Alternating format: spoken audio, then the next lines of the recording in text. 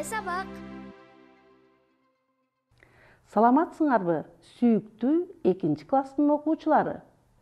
Мекен тануу сабагына кош келиңиздер.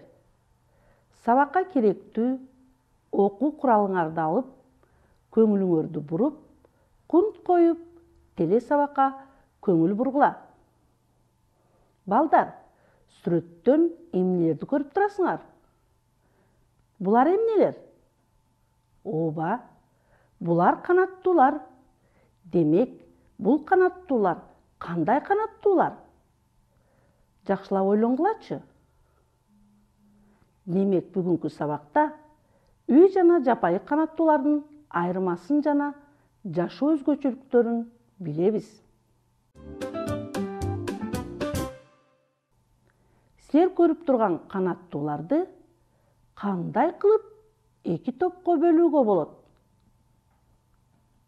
Булар кайсы канаттуулар?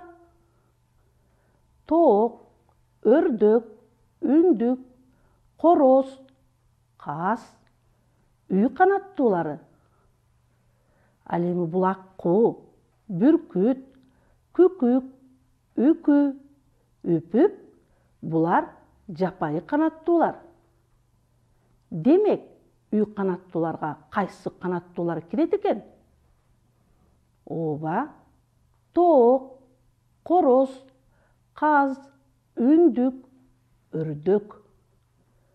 Келгиле анда, бул канаттуулардын өзгөчөлүктөрү жөнүндө сүйлөшөлү. Балдар, үй канаттуулары жөнүндө силер билесиңер. Аларды үйдө багып, бир короодо жашагандар бар болсо керек. Алардын кылык жоругун бири-биринен жем талашып, чукчуңдап кеткендерине күбө болгон белеңер. Анда эмесе балдар, үй канаттуулары жөнүндө дагы эмнелерди билгиң келет? Үй канаттууларын эмнеге багышат деп ойлойсуңар? Ойлонуп көргүлөчү.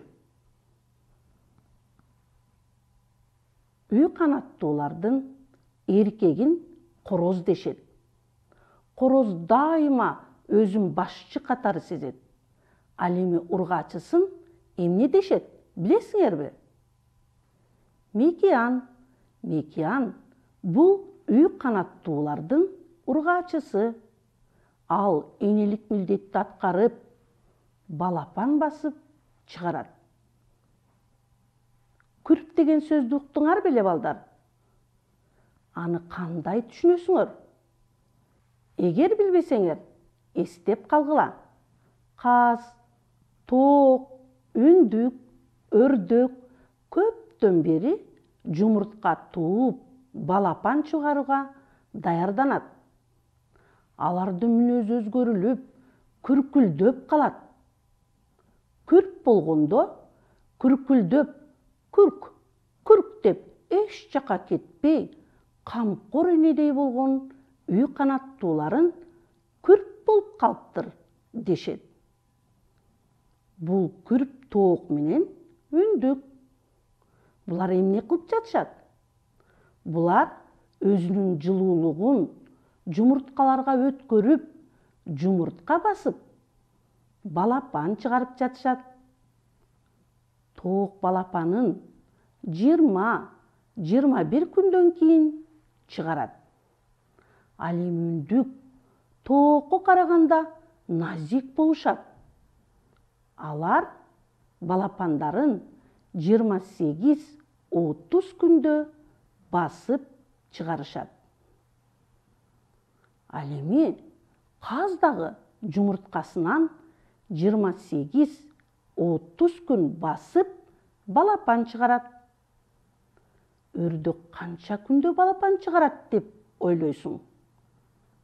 Ооба, өрдөк дагы балдар 27-29 күндө эне болуп, балапанын ээрчитип, түнөгүнөн чыгат. Балдар, бардык эле учурда жумурткадан балапан чыгара бербейт. Алардын арасынан айрым жумурткадан балапан чыкпай, сасыткы болуп калат. Микиян энелер жөжөлөрүнө кам көрүп, жем издеп табат, чукулдап балапандарын чакырат. Көп өтпөй аларга өз жемин таап, жегенге үйрөтөт. Демек, канаттуулар дагы адамдар сыяктуу эле камкордук кылып, балапандарын өз алдынча жашоого үйрөтөт экен. Каз өрдөктөр жашоосу сууга жакын болгондуктан алар көлчүктөрдө, көлмөлөрдө, аккан суунун жээктеринде жүрүшөт. Атайын көлмөсү бар жерлерде жакшы багылат. Анткени дан өсүмдүктөрүнөн даярдалган жемден тышкары сөл жан, үлүл, балык жана башка сууда өскөн чөп чарлар менен тамактанышат. Каз өрдөктөр дагы балдарын сүзгөндү, өз алдынча суудан тамактап жегенди үйрөтөт. Бул эмне? Бул жерден эмнелерди көрүп турасыңар? Бул тоок фермасы. Бул жерден тоокторду көбөйтүп, элди, тооктун эти жана жумурткасы менен камсыздайт. Алар дүкөндө жана базарда сатылат. Үй канаттууларынын дагы кандай пайдасы бар? Ойлонуп көргүлөчү. Ооба, эт, жумурткадан башка үй канаттууларынын үлпүлдөөк жүндөрүнөн жумшак жаздык, жылуу жууркан жана жеңил, ыңгайлуу кийимдерди жасоого колдонулат. Балдар, булар кайсы канаттуулар? Ооба, өрдөк каздар. Каз өрдөктөрдүн жапайысы да болот. Жапайы каз менен өрдөктөрдү адамдар колго көндүрүп, үй шартында багууга үйрөтүшкөн. Биз баккан каз өрдөктөр так ушул жапайы каз өрдөктөрдөн тарагандар. Бардык эле үй канаттуулары жапайы канаттуулардан келип чыккан. Аларды адамдар колго көндүрүү менен азык түлүк алуу жана башка пайдаларына керектөө үчүн багышат. Булар кандай канаттуулар? Ооба, булар жапайы канаттуулар. Бул жапайы канаттууларды дагы канча топко бөлүүгө болот? Бул куштарды тааныйсыңарбы? Ооба, булар турна, шабалекей, кара чырчык, келгин куштар. Карга, көгүчкөн, таранчы жана башка кыштоочу канаттуулар. Үкү, бүркүт, шумкар жана башка жырткыч канаттуулар ушу сыяктуу канаттуулар дагы көп. Алар менен жогорку класстарда таанышасыңар. Ошентип биз бул канаттууларды 3 топко бөлдүк. Эсиңдеби? Келген куштар күзүндө жылуу жактарга учуп кетишет. Жаз мезгилинде кайра келет. Суукка дагы, ысыкка дагы чыдамдуусу бул кыштоочу канаттуулар. Ал эми жырткыч канаттууларчы? Эмне үчүн бул куштар жырткыч деп аталат? Анткени жырткыч канаттуулар эт менен азыктанышат. Алар жайы кышы тоо талалардан кичинекей жандыктарды кармап, жеп азыктанышат. Азыр балдар, силерге табышмак айтам. Анын жандырмагын тапкыла. Канаттуунун тобунан кайраттуу канаттуусу көрүнөт. Түлкүлөрдү көргөндө кайкып учуп бөлүнөт. Бул кайсы куш? Таптыңбы? Ооба, бул бүркүт. Анда кайраттуу, күчтүү бүркүт менен кенен таанышалычы. Бүркүт куштардын төрөсү деп коет. Анткени ал куштардын баарынан чоңу жана күчтүүсү. Бийик аска зоого уя салып, ошол жерде тукумулайт. Бүркүттүн көзү өтө майда нерсени көрө алат. Ал өзүнөн 5 эсе оор жаныбарды оңой эле көтөрө алат. Ал эми майда жандыкты дароо эле уясына ташып кетет. Алардын олжосу коёндор, түлкүлөр, эликтин баласы чаарчыктар жана маралдын музоолору. Карагылачы, күчтүү бекен. Бул ким?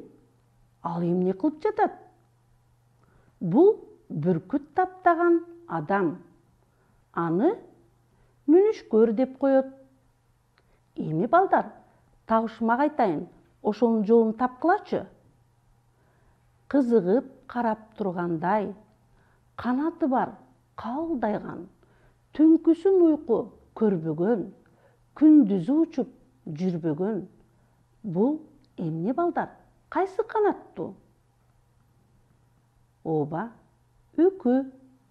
Үкү да жырткыч куш. Күндүз көзү көрбөйт, түнкүсүн учуп, майда жаныбарларды кармап жейт. Көздөрү чоң, тырмактары тумшугу курч. Канаттарынын арасында үлпүлдүк канаттары болот. Аны алып кыргыздар кыздарынын топусуна тагышкан. Балдар, силер таранчыны көрдүңөр беле? Аны көрүп эле жүрөсүңөр. Таранчылар топ-топ болуп жашашат. Кышында башка куштардай жылуу жактарга учпайт.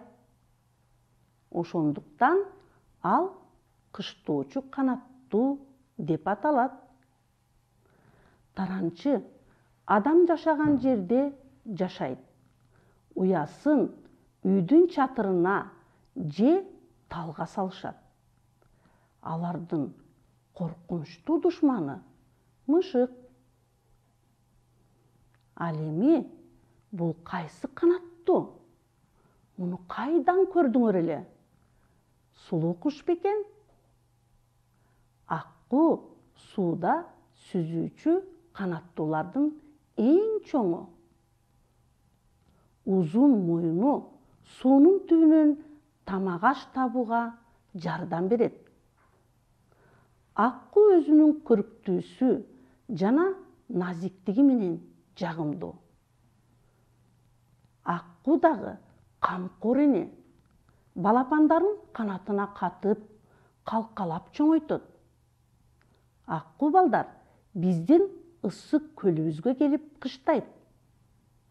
Аккуулар дайыма экиден жүрүшөт. Акку кызыл китепке киргизилген. Ошол үчүн аккуну көрсөңөр, ага зыян келтирбей коргогула. Демек балдар, жапайы канаттуулардын айрымдары менен гана тааныштык. Калган канаттуу куштар менен өз алдыңарча изденип окугула. Эмесе ооба жок суроо тапшырма менен сабагыбызды жыйынтыктайлы.